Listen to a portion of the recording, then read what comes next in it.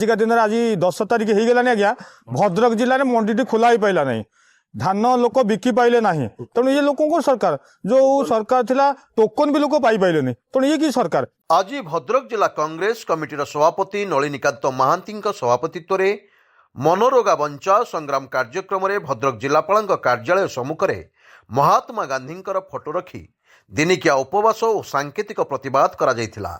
ଏହି କାର୍ଯ୍ୟକ୍ରମରେ ପୂର୍ବତନ ବିଧାୟକ ପଞ୍ଚାନନ ମଣ୍ଡଳ, ଟାଉନ ସଭାପତି ମୁକିତ ଖାନ, ବରିଷ୍ଠ କଂଗ୍ରେସ ନେତା ଦେବେନ୍ଦ୍ର ମହାନ୍ତି, ପିତବାସ ଧଳ, ଦଳିତ ସେଲ୍ ରାଜ୍ୟ ସମ୍ପାଦକ ରାଜକିଶୋର ଜେନା, ଆର୍ଜେପିଆର୍ଏସ୍ର ରାଜ୍ୟ ସାଧାରଣ ସମ୍ପାଦକ ପ୍ରଦ୍ୟୁମ୍ନ ଦାସ, ହରିହର ମଣ୍ଡଳ, ଜିଲ୍ଲା ମହିଳା କଂଗ୍ରେସ ସଭାପତି ଶର୍ମିଷ୍ଠା ପଣ୍ଡା, ଭଣ୍ଡାରୀପୋଖରୀ ବ୍ଲକ ସଭାପତି ରଜନୀକାନ୍ତ ଚାନ୍ଦ, ଧାମନଗର ବ୍ଲକ ସଭାପତି ରମେଶ ବେହେରା, ବନ୍ତ ବ୍ଲକ ସଭାପତି ରାଜକିଶୋର ସ୍ୱାଇଁ, ଜିଲ୍ଲା ଯୁବ କଂଗ୍ରେସ କାର୍ଯ୍ୟକାରୀ ସଭାପତି ବଳରାମ ରାଉତ ଓ ଅନ୍ୟମାନେ ଉପସ୍ଥିତ ଥିଲେ।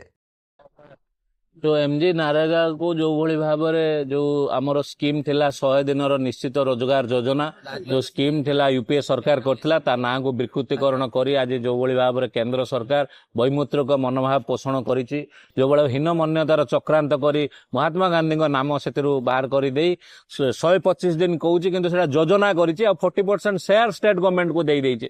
जो भली भाबरे 40% शेयर स्टेट गवर्नमेंट केबे भी देई परिबनी आम राज्य, कारण आम राज्यर अवस्था एमिति जे आमर स्कूल शिक्षक नाहांती, कॉलेज रे लेक्चर नाहांती, मेडिकल रे डाक्टर नाहांती, चाषी मानन को बिजुली फ्री भी देई पारु नाहांती। कोनोसी जिंस रे आमे गरीब रु गरीब होई आम पैसा हल्लुट चलछि, किंतु वर्तमान से जो स्कीम योजनाटा को से संपूर्ण भाव में बुड़ाई देवा पई चाहुचंती, ता विरुद्ध रे आमर दाबी हैला 400 टंका आमर प्रतिदिन मजूरी फिक्स करंतु आ 125 दिन ग्यारंटी सहित दियंतु, रोजगार ग्यारंटी दियंतु आ ना को कोनोसी हालत रे परिवर्तन न करा जाऊ।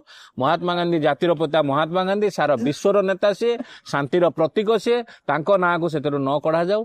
एई तीनोटी दाबी नै आज आमे खाली पेटरे अनशन रे बसिचु जिला कांग्रेस तरफरु। आगामी दिन रे दाबी गुडी को यदि न मानिबो सरकार ताले एक जन आंदोलन रे एटा परिवर्तन करा जिवो।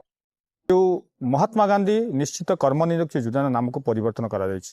आपण माने जानिथिबे विगत 20 वर्ष पूर्वे डॉक्टर मनमोहन सिंह को नेतृत्व रे खाद्य सुरक्षा आईन माध्यम योजनाटीर शुभारंभ करा जायतिला।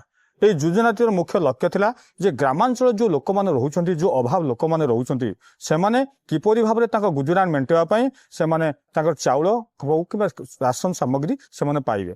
କିନ୍ତୁ ବଡ଼ ଦୁଃଖ ଓ ପରିତାପର ବିଷୟ ଏହିକି ଯେ ଏ ସରକାର, ଏ ନରେନ୍ଦ୍ର ମୋଦି ସରକାର ଓ ଏ ବିଜେପି ସରକାର ଆଜି ସେ ଯୋଜନାଟିକ ନାମ ପରିବର୍ତ୍ତନ କରିବାକୁ ଯାଉଛି, ଯାହା ଆମକୁ କୋଠାରଘାତ କରୁଛି, ସମଗ୍ର ଦେଶବାସୀଙ୍କୁ ଆଜି କୋଠାରଘାତ କରିଛି। आमे भद्रक जिला कांग्रेस कमिटी तरफ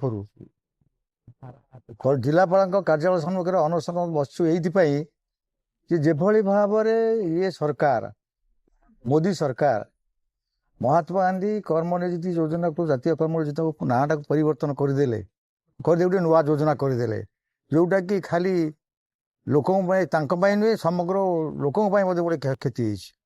जो 100 जगह 125 दिन 125 तो करें 100 दिन बर्तमान करना 125 दिन भी करें।